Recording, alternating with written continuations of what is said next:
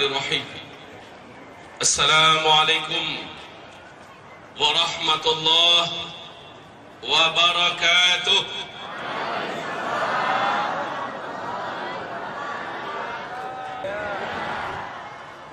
Zikir ini termasuk di antara zikir yang dianjurkan sekali oleh Rasulullah sallallahu alaihi wasallam di akhir zaman.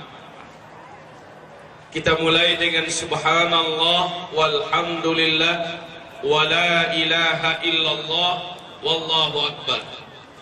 Setelah itu kita akan berzikir dengan la ilaha illa anta subhanaka inni kuntu minaz zalimin. Lalu kita tutup zikirnya dengan istighfar. Seluruh zikir ini hanya kita manfaatkan waktu dalam 5 menit. Mari kita bersama-sama subhanallah walhamdulillah wa la ilaha illallah wallahu akbar. Subhanallah walhamdulillah wa la ilaha illallah wallahu akbar. Tanda menunjukkan orang itu adalah orang yang beriman, salah satunya mereka senang memakmurkan masjid-masjid Allah. Mereka senang mendengarkan dan duduk dalam majlis-majlis ilmu.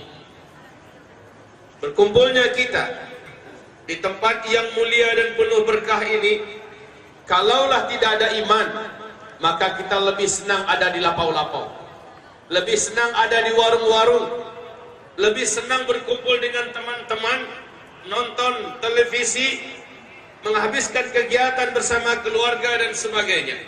Tapi walaupun terlambat, ternyata larut malam tetap kita nanti agar acara ini bisa kita ikuti bersama-sama. Masya Allah, pujian dan syukur kita alhamdulillah.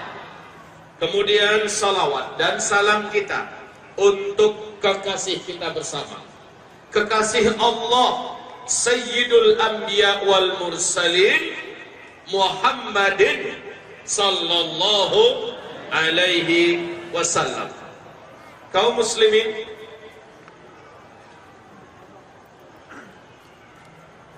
Rasulullah ditanya oleh malaikat Jibril dalam hadis sahih Imam Muslim, hai Muhammad, kapankah kiamat akan terjadi? Di mana-mana engkau sampaikan kepada manusia-manusia yang banyak, sudah dekat kiamat, sudah dekat kiamat. Hari ini kami ingin dapatkan tanggal yang pasti, bulan yang pasti, tahun yang pasti, kapan kiamat akan terjadi. Apa jawaban Nabi? Mal mas'ulu anha bi'a'lama minas sa'il. Minta maaf untuk pertanyaan yang ini, ente lebih tahu daripada ane. Saya tidak tahu kapan tepatnya kiamat terjadi, tapi ente adalah utusan Allah, malaikat Jibril, ente lebih tahu. Lalu dia bertanya lagi, kalau begitu hai Muhammad, akhbirni an amaratiha. Kabarkan kepadaku, ceritakan kepada kami tanda-tanda bahwa kiamat itu sudah sangat dekat. Nabi bersabda, kalau ini pertanyaan ente, ini gue banget. Saya bisa jawab. Antalidal amatu rabataha wa antaral hufatal uratal alata ri'a asyah yatatawaluna fil bunyan. Jika engkau sudah mendekati atau jika engkau menemui suatu zaman, orang yang hidup pada zaman itu sebelumnya mereka kere, miskin-miskin, mereka hanya penggembala-penggembala ternak. Saking miskinnya mereka tidak memakai alas kaki, tak ada sandal, tidak ada sepatu, bertelanjang dada. Yatatawaluna fil bunyan. Tiba-tiba mereka menjadi kaya raya, mereka berkuasa, dan mereka berlomba-lomba, mereka berbangga-bangga membangun gedung-gedung yang tinggi-tinggi. Jika zaman itu sudah kau temukan, awas. Jarak masa antara engkau dengan kiamat sudah sangat-sangat dekat.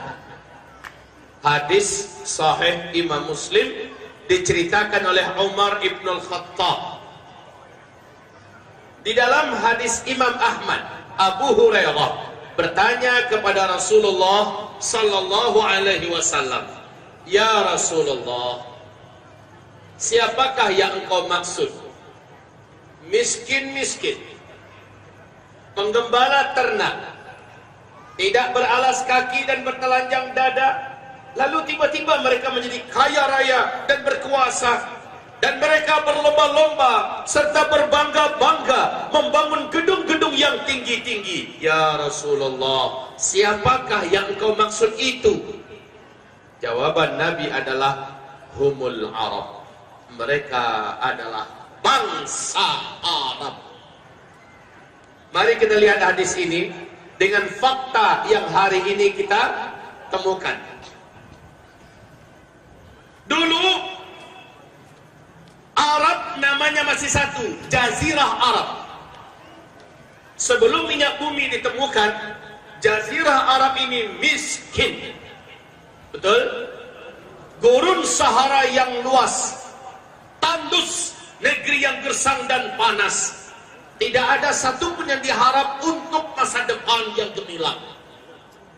Tapi Bapak, Ibu, setelah minyak bumi ditemukan, Jazirah Arab langsung berubah menjadi negeri petrodolar. Dan mereka mendirikan negara masing-masing sendiri-sendiri menjadi 7 negara. Arab Saudi, Kuwait, Qatar, Uni Emirat Arab, Bahrain, Oman, dan Yaman. Lihat, masing-masing negara ini apa yang mereka buat di kota-kota besar mereka. Nggak usah jauh-jauh dulu, kita start dari negeri yang paling sakral di hati kita semua, Makkah. Kerajaan Arab Saudi membangun di sekitar Masjidil Haram gedung-gedung, bangunan-bangunan yang mengalahkan bukit-bukit yang ada dengan kemewahan dan biaya yang luar biasa. Betul? Ini lihat. Yang kedua, Madinah Al-Munawwarah, Masjid Nabawi, dan yang dibangun di sekitar Masjid Nabawi, hotel-hotel, gedung-gedung tinggi, pencakar langit mewah-mewah. Lihat Riyadh. Riyadh di masa Pangeran Salman naik menjadi gubernur, disulap menjadi negeri metropolitan ala Eropa dengan gedung-gedung tinggi, pencakar langit yang menakjubkan. Silakan saksikan Jeddah sebagai persimpangan Timur Tengah dan pusat perdagangan Timur Tengah hari ini. Jeddah menakjubkan. Silakan ke tetangganya Kuwait, Pak. Ibu kota Kuwait, Bapak akan lupa, Ibu akan tidak lagi menyadari kalau seandainya kita sedang ada di negeri Arab. Saking majunya, mewahnya ibu kota Kuwait hari ini. Silakan datanglah ke Abu Dhabi. Kata orang, dianggap belum sah atau belum pernah ke Arab kalau belum pernah masuk ke Abu Dhabi. Siapa yang tidak tahu dengan kemewahan, kecanggihan dan hebatnya pembangunan gedung-gedung yang tinggi-tinggi pencakar langit hari ini di Abu Dhabi? La haula wala quwwata illa billah. Dubai belum ada sampai hari ini di dunia, satu kota besar pun yang mampu mengalahkan gedung-gedung tinggi yang ada di Dubai. Rekod gedung tertinggi nomor 1 di dunia hari ini bukan di Amerika, bukan di Eropa, bukan di Australia, bukan di mana-mana, di Dubai. Gedung yang tertinggi di dunia nomor 1 saat ini di Dubai namanya adalah Burj Khalifa. Tingginya 828 meter. Apakah perlombaan membangun gedung-gedung yang tinggi ini sudah berakhir di negeri Arab? Tidak. Saat ini Bapak, Ibu, sedang berlangsung pembangunan gedung tertinggi yang akan mengalahkan gedung nomor 1 dunia yang ada di Dubai. Di mana? Di tepi Laut Merah, di kota Jeddah, yang dibangun oleh orang terkaya nomor 5 dunia, Pangeran Al-Walid bin Talal.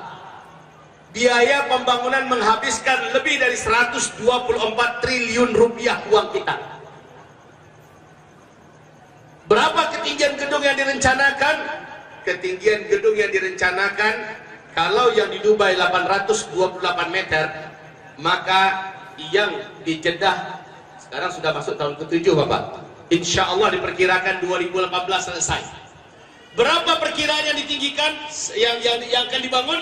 1,2 kilometer. Nama gedung itu adalah Kingdom Tower. Hadirin, hadirat, hamba-hamba Allah, ini akhir zaman.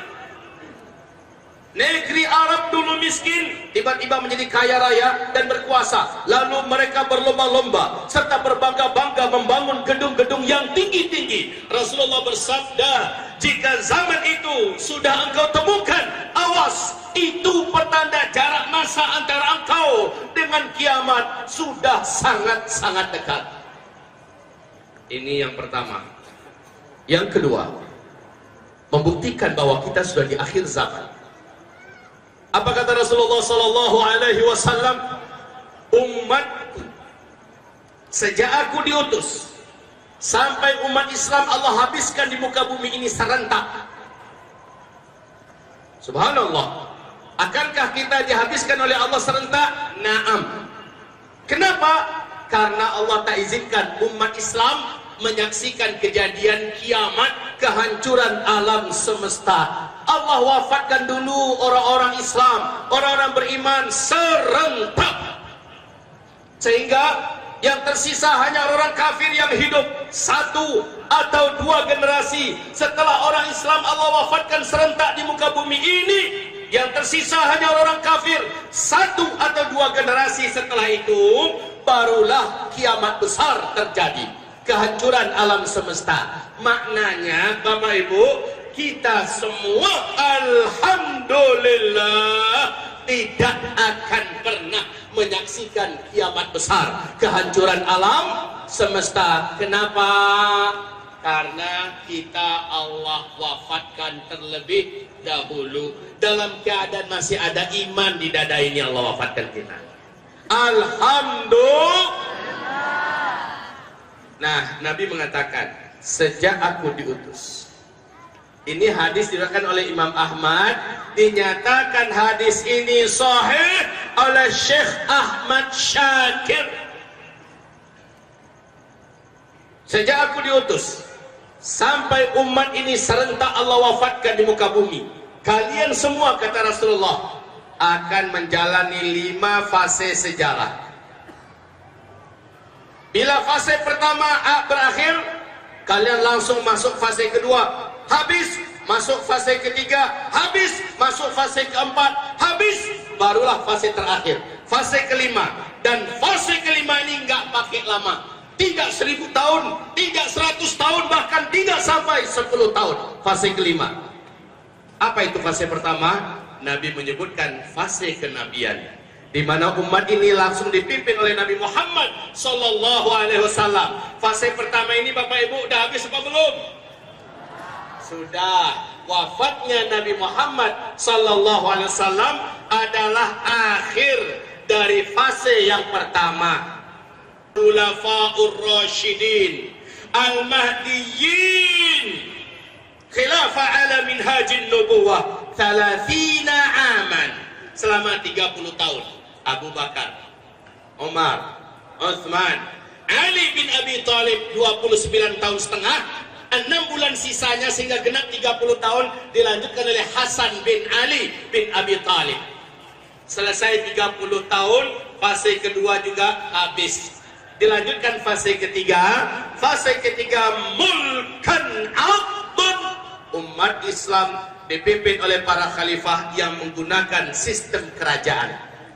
Dan ini paling lama, 1227 tahun. Paling lama 1227 tahun. Di dalamnya ada 3 dinasti. Dinasti Bani Umayyah, dinasti Bani Abbasiyah, dan dinasti Bani Utsmaniyah. Fase ketiga ini sepakat seluruh ahli sejarah mengatakan juga sudah berakhir. Kapan? Tepatnya runtuhnya khilafah Islamiyah Al-Utsmaniyah di Turki pada tanggal 3 bulan Maret tahun 1924. Fase ketiga telah selesai. Umat Islam tidak ada lagi khilafah Islamiyahnya. Umat Islam tidak lagi dipimpin oleh seorang khalifah pun. Kita masuk pada fase keempat, fase kegelapan, fase yang paling berat bagi umat Islam, bagi Islam, yaitu fase keempat. Inilah fase kita sekarang. Disebut Rasulullah dengan mulkan jabariyah, fase kediktatoran. Khilafah Islamiyah pada fase keempat ini tidak ada. Fase ini akankah berlangsung lama? Tidak. Kenapa tidak? Kita akan dengarkan bagaimana hadis-hadis Nabi serta para pakar dan para alim ulama, ahli-ahli peneliti politik dan sosial dunia akan memberikan persaksian bahwa fase kelima sudah dekat, fase keempat hampir habis. Fase keempat ini Pak, Bu, ciri khasnya, kalau boleh saya minta izin Bapak Bupati, pada yang lainnya, boleh nggak saya bergerak di depan? Ceramah di mana-mana, bahkan ketika syuting di televisi pun biasanya selalu mondar-mandir. Izin ya Bu ya? Kami izin kepada guru-guru kita yang mulia. Oh subhanallah. Bisa? Baik. Seperti dapat angin. Sampai di mana tadi Pak? Fase keempat. Kita sedang di fase keempat. Nabi mengatakan pada fase keempat ini umat Islam jadi pecundang. Benar nggak? Umat Islam bulan-bulanan, Islam diserang habis-habisan. Orang yang berislam di fase keempat berat. Orang yang memegang erat-erat Islam di fase keempat seperti menggenggam batu bara yang menyala. Kal qabid alal jumar, seperti orang yang menggenggam batu bara yang menyala. Bila ia istiqamah dengan Islamnya, semakin dia akrab dengan Quran, semakin dia akrab dengan sunnah, semakin berat tantangan dalam kehidupan yang harus dihadapinya. Menghadapi cibiran, menghadapi intimidasi, dikucilkan, diisolasi, kemudian juga diserang, diperangi, seperti yang terjadi hari ini di berbagai negara di Timur Tengah, dan sekarang akan merembes sampai ke Indonesia dan akan merata ke seluruh dunia. Ini fase keempat Pak. Fase keempat ini berat menjadi seorang muslim. Tapi apa sabda Rasulullah? Orang yang mampu mengamalkan Islam secara baik, secara benar pada fase keempat, nilai pahalanya khamsina rajulan minkum, nilai pahalanya 50 orang sahabat. Subhanallah, nilai pahalanya 50 orang. Para sahabat kayak merasa nggak nyaman apa gitu, masa iya begitu hebatnya mereka yang hidup di akhir zaman. Lalu mereka bertanya, ya Rasulullah, khamsina rajulan minna aminhum, 50 orang kami atau 50 orang sahabat mereka? Jawaban Rasulullah, bal minkum, 50 orang kalian. Para sahabat, 50 orang sahabat. Ini kualitas orang yang mampu memegang erat Islam di akhir zaman ini. Nilainya, nilai pahalanya ya, nilai pahalanya 50 orang sahabat yang mampu mengamalkan amalan yang sama. Baik, fase keempat ini pasti berakhir. Tapi pada fase keempat tolong ditandakan. Fase keempat itu kata Rasulullah SAW, hari-hari yang akan dihadapi oleh manusia, bukan hanya umat Islam saja, tapi seluruh manusia. Hari demi harinya dalam segi apa saja bukan makin baik, tapi makin berat, makin parah dalam segi apa saja. La ya'ti 'alan nasi zaman illa alladhi ba'dahu syarrun minhu hatta talqaw rabbakum. Hadis ini sahih Imam Muslim. Tidak akan datang nanti pada satu zaman untuk umatku, melainkan orang yang hidup pada zaman itu, kata Rasulullah, akan menghadapi hari-harinya lebih buruk daripada hari-hari sebelumnya. Hari-hari yang akan datang lebih buruk daripada hari ini. Sampai kapan? Hatta talqaw rabbakum. Sampai umat ini, sampai umat Nabi Muhammad ini Allah wafatkan serentak. Berarti pada fase keempat ke depan, Pak, keadaan lo ya bukan makin lebih baik. Di segi ekonomi, keadaan ekonomi dunia makin ke depan makin hancur. Bapak, coba saya tanya, negara mana yang lagi kuat sekarang menurut Bapak? Cina atau Amerika? Eropa? Sebut negara mana yang sekarang ini lagi kuat ekonominya? Tidak ada.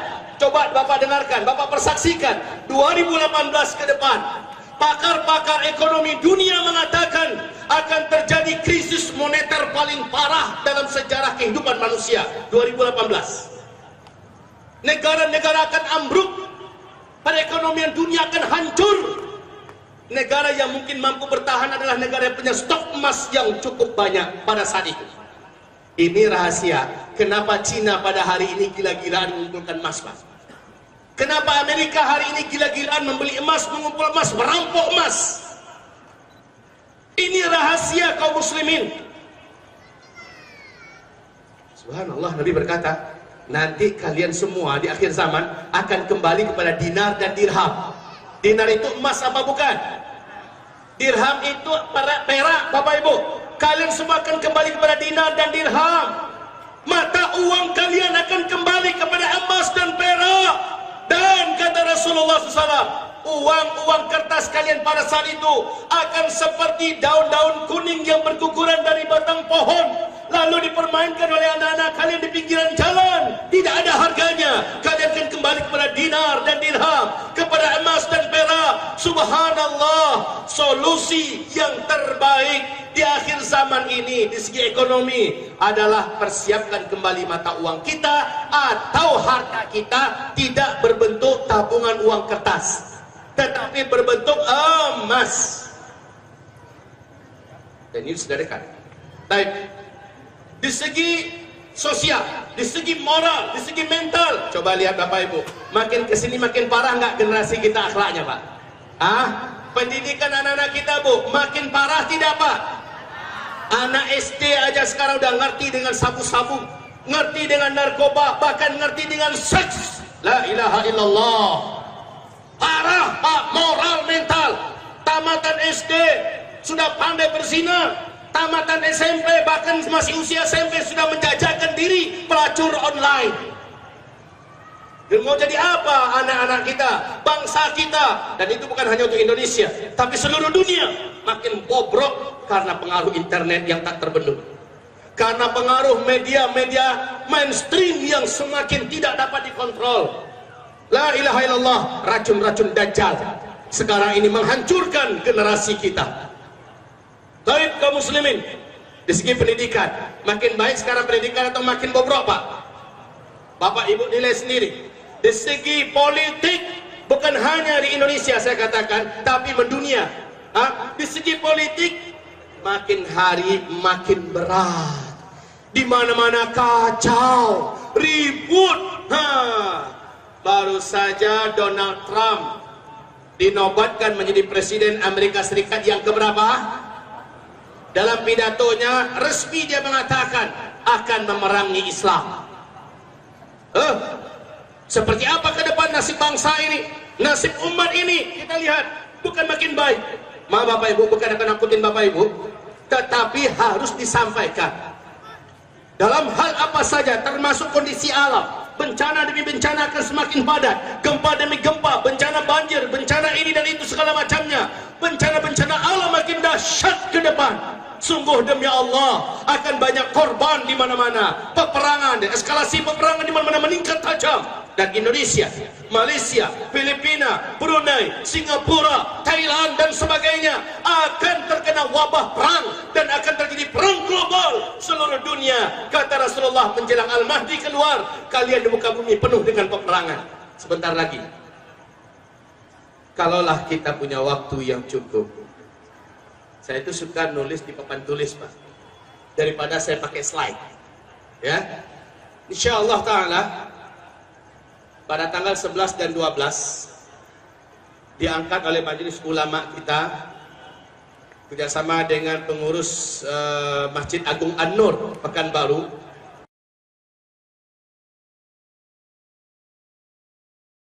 seminar akhir zaman 11-12, 6 session. Berarti ini full. Harusnya begitu, Pak. Kalau hanya menyampaikan tabligh akbar paling hanya 2 jam. Sanggup 2 jam, Pak? Sanggup 2 jam, Bu? Itu pun baru mukadimah. Kalau sanggup 2 jam baru mukadimah. Di Melbourne, baru saja kami pulang dari Melbourne, 2 hari di gedung yang mewah. Pesertanya Masya Allah, orang-orang elit, orang yang berkelas. Dengarkan uraian kami tentang akhir zaman 2 hari. Di Malaysia sudah sering, bahkan kemarin langsung Mufti Selangor yang membuka acara seminar akhir zaman. Kaum muslimin yang kami muliakan, insya Allah di Los Angeles 2 minggu mereka minta jadwal kita, Pak, ya, untuk menguraikan akhir zaman ini. Hamba-hamba Allah yang kami muliakan. Jadi kalau saya diminta sini nyampaikan 2 jam, menurut saya itu baru mukad. Janji ya, insya Allah kita akan sampai jam 12. Kok lemes? Janji sampai jam 12, angkat tangan yang mau sampai jam 12. Subhanallah, besok Ustadz ada jalan subuh, Ustadz. Baik, kalau begitu saya akan selesaikan di mana penghujung kajian kita menurut saya selesai. Sampai jam 1 kira-kira ya, Anda? Sampai jam 1 sanggup? Saya nggak sanggup. Dari pukul 4 kami tadi berangkat meninggalkan kota Payakumbuh. Sampai ke bandara sudah 10 menit kami ditinggalkan pesawat. Padahal pihak pesawat walaupun 5 menit menjelang pesawat bergerak kami masih izinkan untuk naik. Tapi sudah telat. Baik kaum muslimin, dengan segala upaya kita beli tiket cepat untuk bisa sampai kemari. Telat lagi berangkat terbangnya. Sampai di Medan telat lagi 1 jam loh telatnya. Sampai di Medan 1 jam lagi telatnya.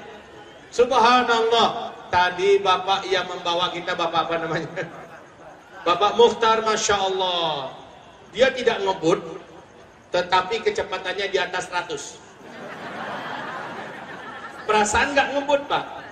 Itu tanda beliau membawa dengan sangat hati-hati. Istri saya terkenal pemabuk. Ini ada bidadari saya di sini. Terkenal pusing. Kalau jalannya sudah seperti ini, mabuk sayang. Enggak, katanya. Enak sekali perjalanan ini. Maaf kaum muslimin, telat juga. Tapi udah 3 jam, Masya Allah. Kata Ustaz Zainal, seumur hidup dari Banda Aceh kemari 3 jam baru sekarang, katanya. Subhanallah, jadi ada perjuangan kemari, Bapak. Ada keindahan sendiri, dan saya menikah di Molaboh. Sama istri saya Afrina Mailisa, lahir anak pertama kami di Molaboh dulu. Waktu itu saya kerja di sebuah perusahaan asing di Jakarta. Jadi bolak-balik. Ada bunda saya yang tercinta, ibunda mertua saya. Ayahanda istri saya adalah Bapak Haji Firdaus. Beliau adalah ketua atau kepala pelabuhan dulu yang sudah almarhum meninggal dunia di sini. Baik, kita lanjutkan kaum muslimin. Karena nggak ada hubungannya cerita saya tentang keluarga ini dengan akhir zaman. Cuman memperkenalkan pada Bapak Ibu semua, saya sedikit banyaknya ada hubungan dengan melapor. Kata Bapak PLT Bupati kita tadi, bisa jadi ini isyarat tiap tahun nanti Ustaz Zul harus pulang kampung gitu. Masya Allah. Baik Bapak Ibu yang kami muliakan, kita lanjutkan. Sampai di mana kita tadi Pak? Coba saya mau ngetes nih. Sampai di mana kita? Kecepatan 120, bukan itu. Materi kita. Kita sampai di mana? Perang. Fase keempat nih, fase perang. Saya bacakan sebuah hadis. Hadis ini lagi-lagi diriwayatkan oleh Imam Ahmad, Al-Hakim, dan juga dari Abu Daud. Sekali lagi menurut Syekh Ahmad Syakir, ini juga hadisnya sahih. Kata Rasulullah, kamu diawali dengan zaman kenabian, dan itu adalah rahmat. Nabi Muhammad maksudnya. Setelah itu kamu dilanjutkan oleh kekhalifahan, itu juga rahmat. Setelah itu kamu dilanjutkan oleh kerajaan-kerajaan, itu juga adalah rahmat. Setelah itu oleh imirat, itu juga rahmat. Thumma yatakadamuna alaihi takadubal humur fa'alaikum bil jihad. Setelah itu kamu akan masuk era demokrasi. Kalian akan berlomba-lomba memperebutkan jabatan, betul? Kalian berlomba-lomba memperebutkan jabatan, seperti berlomba-lombanya kuda-kuda jantan yang lapar memperebutkan makanan. Pada masa itu kata Rasulullah, fa'alaikum bil jihad. Pada masa yang seperti itu, kalian semua siap-siap. Itu adalah masa perang. Itu adalah masa-masa jihad. Kaum muslimin, saya dan Bapak Ibu pasti kami seleranya sama, benci perang. Betul tidak? Ada yang hobi perang di sini? Kalau ada yang hobi perang, kita masukkan ke rumah sakit jiwa. Nggak ada yang suka perang, Pak. Tapi Allah takdirkan fase keempat adalah fase perang. Allah takdirkan. Mau nggak mau, siap nggak siap, suka nggak suka, Allah mentakdirkan umat ini menuju fase kelima. Dan fase kelima hanya akan didapatkan dengan kuwah. Kuwah dengan kekuatan. Wahai umat Islam, wahai umat Nabi Muhammad, ini fase keempat. Fase keempat juga pasti berakhir. Kita akan masuk pada fase kelima. Fase kelima Allah janjikan di Al-Quran surat An-Nur ayat 55. Catat, yang punya catatan catat. Fase kelima Allah janjikan di Al-Quran surat An-Nur ayat 55. Bumi kembali dipimpin oleh khilafah Islamiyah. Subhanallah. Lihat janji Allah surat 24 surat An-Nur ayat yang ke-55. A'udzu billahi minasy syaithanir rajim. Wa'adallahu alladzina amanu minkum wa 'amilus shalihat la yastakhlifannahum fil ardh kama istakhlafa alladzina min qablihim wa la yumakkinanna lahum dinahum alladzi irtada lahum wa la yubaddilannahum min ba'di khawfihim amna ya'budunani la yusyrikuna bi syai'a wa man kafara ba'da dzalik fa ulaika humul fasiqun. Artinya Allah menjanjikan kepada orang-orang yang beriman di antara kamu dan yang senantiasa beramal saleh, mereka pasti akan kembali memimpin seluruh dunia. Mereka akan kembali memimpin seluruh dunia. Khilafah Islamiyah, inilah fase kelima. Allah janjikan dalam Al-Quran, spesial ini janji. Hebat ini janji Allah. Di dalam hadis ini pun Nabi menyebutkan fase kelima adalah khilafah ala minhajin nubuwah. Tahukah Bapak Ibu, kapankah fase kelima ini akan terwujud? Bapak dengar informasinya? Saya sampaikan sedikit bocorannya. Silakan buka New York Times, majalah bergengsi Amerika Serikat. Kita dengarkan pernyataan CIA. Siapa itu Pak? Bu, siapa CIA Bu? Yang jual ondel-ondel. CIA adalah intelijen Amerika Serikat. Apa kata mereka di New York Times? khilafah Islamiyah pada akhirnya nanti akan kembali menggenggam seluruh dunia. Bumi ini, dunia ini ke depan akan kembali dipimpin oleh khilafah Islamiyah. Dan tidak tanggung-tanggung CIA berani menyebutkan tahun. Menurut mereka tahun 2020 star khilafah Islamiyah kembali mulai memimpin dunia. Allahu Akbar. Jikalah benar apa yang mereka katakan, Bapak bahagia enggak? Bahagia tidak Islam kembali memimpin dunia? Yang mengatakan ini ulama atau CIA? Siapa CIA? Kafir-kafir Amerika, intelijen Amerika Serikat. Mereka menyatakan pernyataan yang spektakuler. 2020 khilafah Islamiyah akan kembali memegang dunia. Subhanallah. KGB Rusia, intelijen Rusia mengeluarkan pernyataan yang agak mirip, cuma beda tahun tipis. Apa menurut KGB Rusia? Jaya-jayanya dan harum-harumnya khilafah Islamiyah ke depan untuk kembali menggenggam dan memimpin seluruh dunia adalah pada tahun 2025. Ini menurut KGB Rusia. Oke, satu CIA Amerika, satu KGB Rusia, sama-sama di New York Times. 2020 menurut versi Amerika, 2025 menurut versi Rusia. Artinya dekat.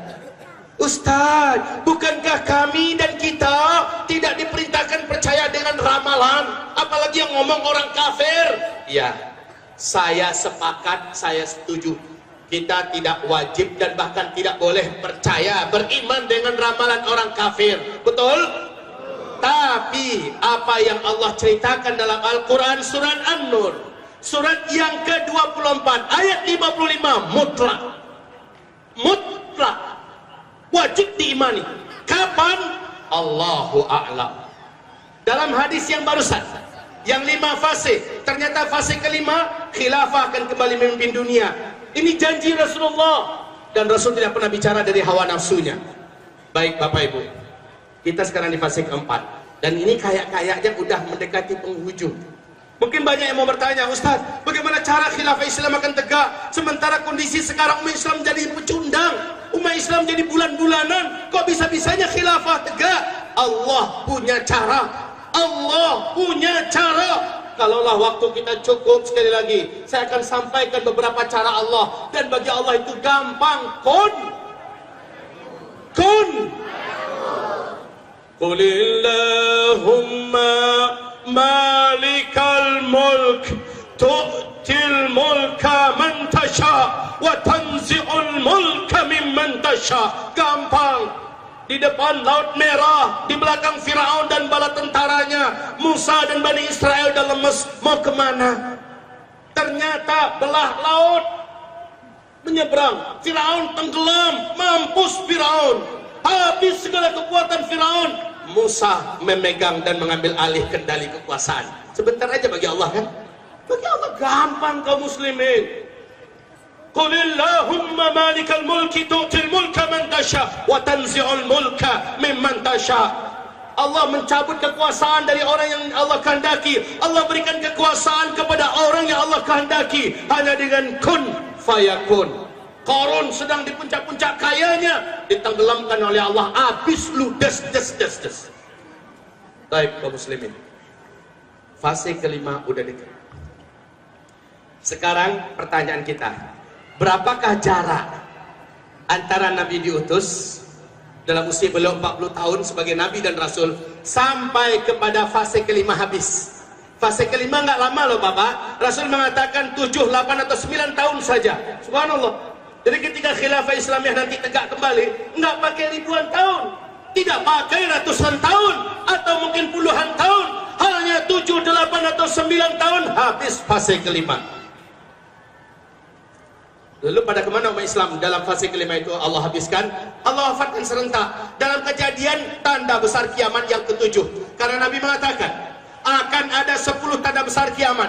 Kalau satu tanda besar kiamat sudah muncul, maka tanda yang kedua menyusul dengan cepat, yang ketiga, keempat, kelima, keenam, ketujuh, dan umat umat Islam hanya akan menyaksikan sampai 7 tanda besar kiamat. Tanda besar kiamat yang ke-8 kita tidak akan menyaksikan.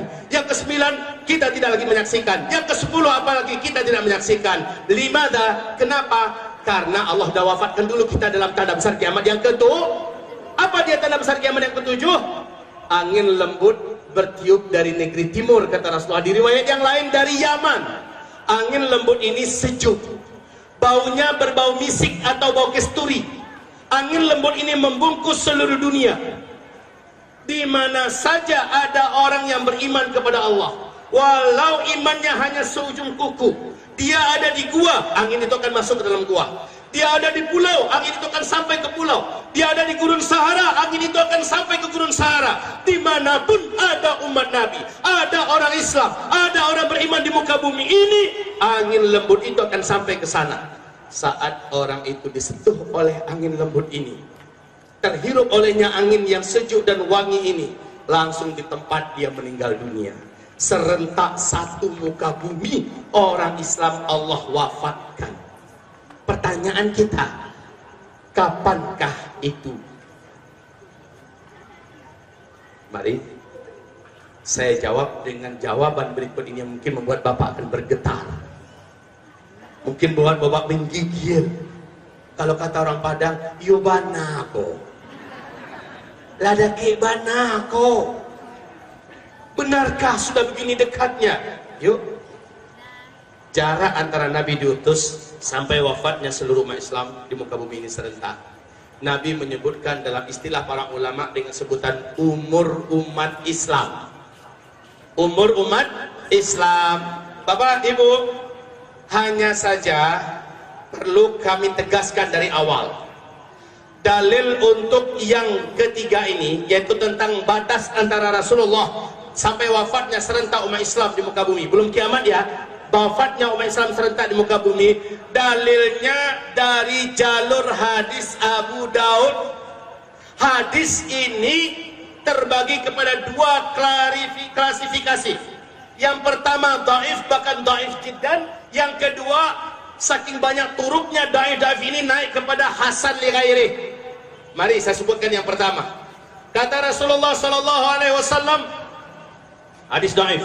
Kalau hadis dhaif adabnya tidak boleh dibina di atasnya akidah dan keyakinan. Yang kedua, adabnya hadis dhaif, dia tidak boleh dijadikan sebagai dalil dan hujjah. Yang ketiga, hadis dhaif tidak boleh dijadikan sebagai pembahasan usul halal, haram, sah, batal, tidak boleh.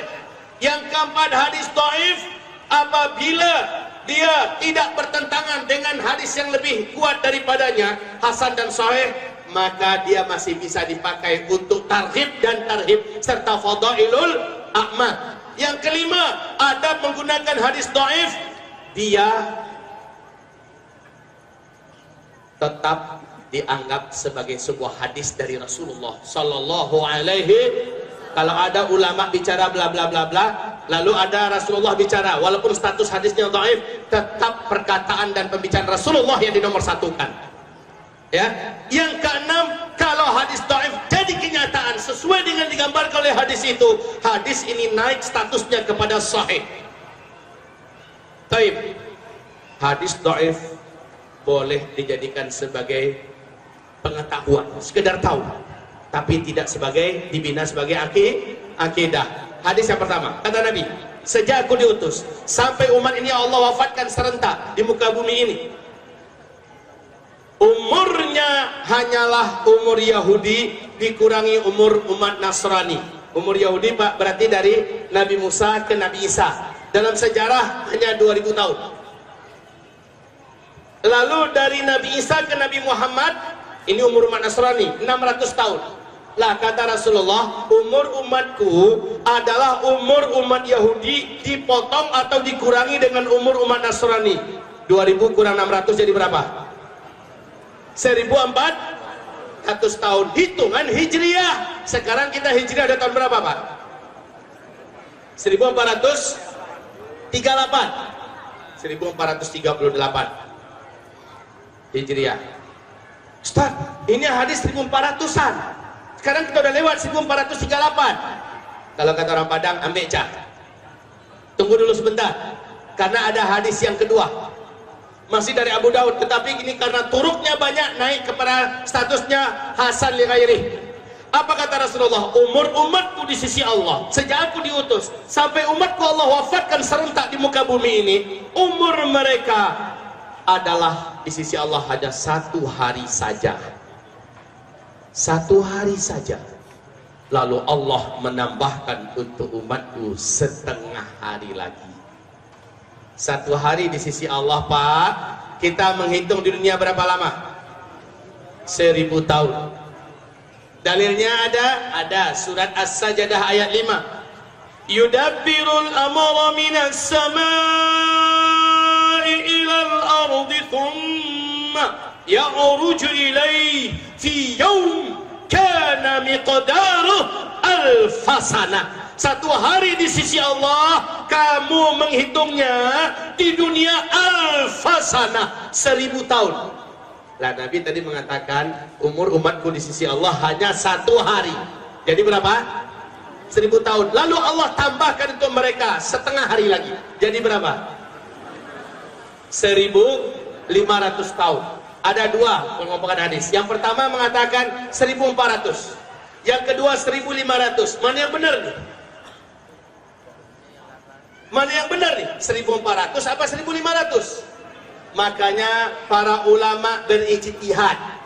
Para ulama berijtihad seperti Syekh Ibnu Hajar Al-Asqalani, seperti Imam As-Suyuti, seperti Syekh Ibnu Rajab Al-Hambali.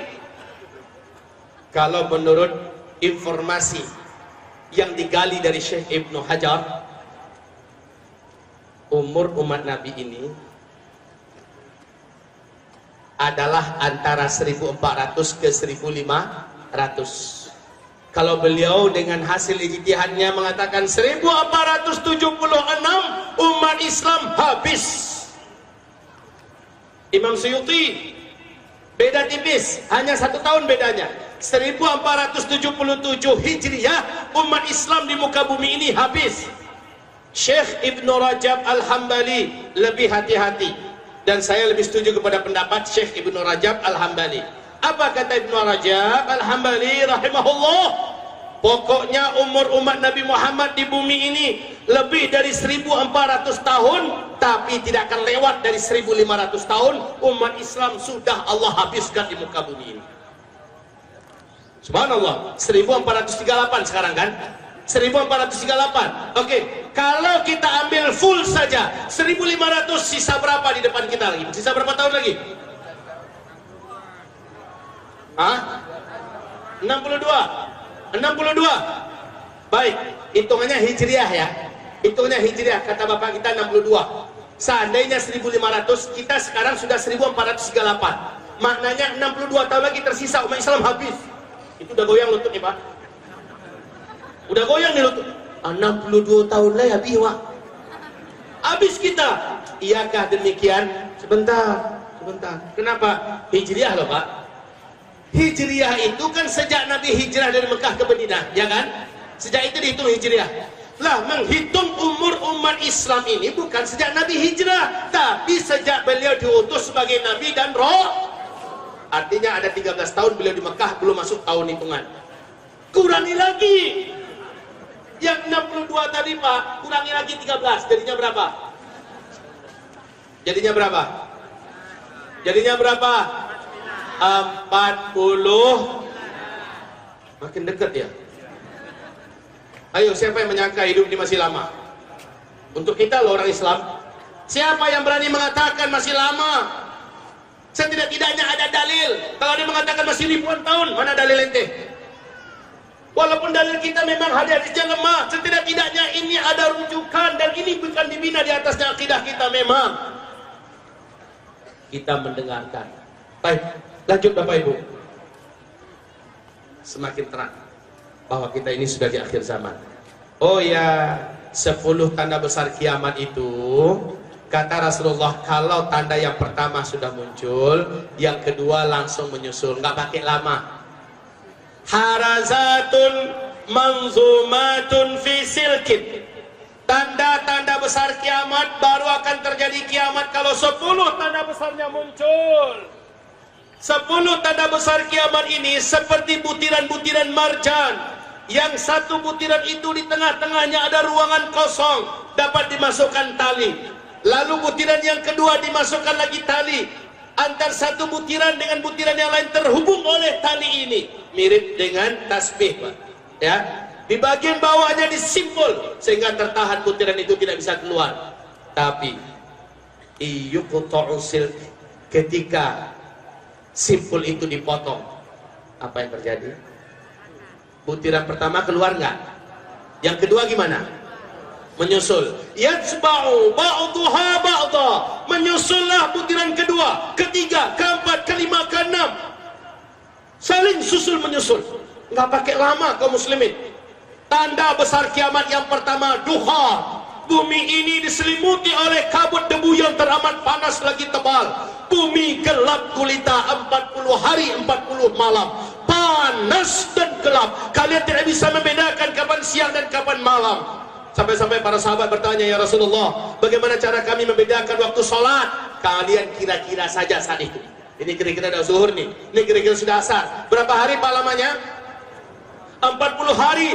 Dan dukhan itu bukan hanya untuk di Aceh, bukan hanya untuk di Sumatera, bukan hanya untuk Indonesia, balik dunia kulluha, seluruh dunia mengalami dukhan 40 hari 40 malam. Setelah dukhan paling lama setelah itu 3 tahun kemudian menyusul tanda yang kedua, Dajjal lepas. Ada yang belum tahu tentang Dajjal? Ada yang belum tahu tentang Dajjal? Dajjal, pernah dengar nama Dajjal? Ada. Tapi ada yang tahu tentang Dajjal, yang nggak tahu tolong angkat tangan. Yang nggak tahu tolong angkat tangan, jangan malu. Yang angkat tangan jujur, berarti itu orangnya masuk surga insyaallah. Yang nggak tahu tentang Dajjal angkat tangan. Udah banyak yang jujur muncul. Kalau nggak tahu bilang nggak tahu biar saya jelasin. Yang nggak tahu angkat tangan. Yang nggak tahu angkat tangan cepet Pak. Yang nggak tahu tentang Dajjal. Udah yang saya tahu nih semuanya. Bapak Ibu rata-rata adalah para pemalu. Kan ada dalilnya Ustadz, al-haya'u minal iman. Malu itu kan setengah dari iman. Jadi kami nggak ngangkat karena kami orang beriman. Iya. Oke, baik. Dajjal, kata Rasulullah, manusia seperti kalian. Awas, Dajjal adalah manusia seperti kalian. Satu orang, dia laki-laki. Dia lebih pendek badannya dari kalian. Beda dengan pernyataan yang selama ini kita dengar ya. Waktu saya di Sydney, ada seorang ustaz ditanya di televisi. Acara live Pak. Ditanya oleh jemaahnya, Ustaz, seperti apa Dajjal itu? Jawabannya Pak, membuat hati saya ngiri, sedih. Apa yang dia jawab? Dajjal itu adalah manusia yang sangat besar, tinggi. Saking tingginya, kalau dia masukkan kakinya ke dalam laut, hanya sampai semata kaki dalam laut itu. Kalau dia melangkah, 2-3 negara bisa dilangkahi dengan 1 kali langkahnya.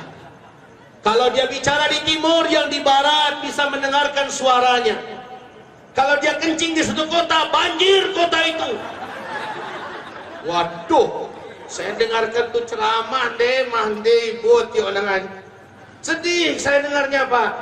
Kalau yang benar gimana tuh? Rasulullah yang benar. Rasulullah yang mengatakan Dajjal itu seorang lelaki. Dia anak keturunan Adam, lebih pendek dari kalian fisiknya, tubuhnya gompal, full daging, bahu kanan dengan bahu kirinya berjarak jauh, dadanya lebar, full daging, dan rambutnya kribo, kulitnya berwarna putih pucat seperti mayat, ada bercak-bercak merahnya, kan jelas Pak. Jangan diartikan macam-macam. Dia akan muncul dengan beberapa tanda. Kemampuannya ketika muncul, inilah fitnah yang terbesar. Ma baina khalqi Adam ila qiyamis sa'a fitnah akbar minad Dajjal. Sejak bumi Allah ciptakan, sejak Adam Allah ciptakan sampai kiamat, tidak ada fitnah yang lebih hebat, tidak ada fitnah yang lebih dahsyat, tidak ada fitnah yang lebih berat buat manusia melebihi fitnah Dajjal. Kenapa? Kenapa?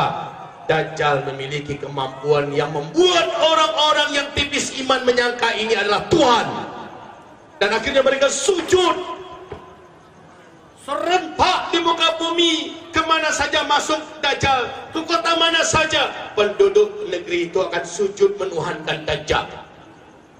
Kecuali orang-orang yang imannya kuat, orang-orang yang amal solehnya sebelumnya banyak, merekalah yang Allah jaga. Yang lain menguap imannya. Dajjal datang membawa kemampuan yang tidak ada satupun manusia di bumi yang bisa mengalahkan kemampuannya.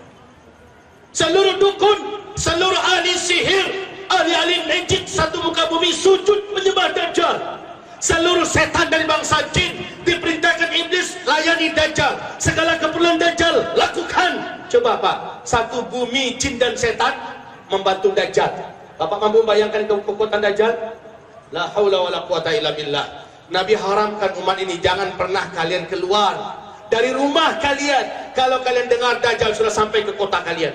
Nabi mengatakan tidak ada satupun kota di muka bumi ini yang tidak dimasuki oleh Dajjal kecuali dua kota saja, Mekah dan Madinah.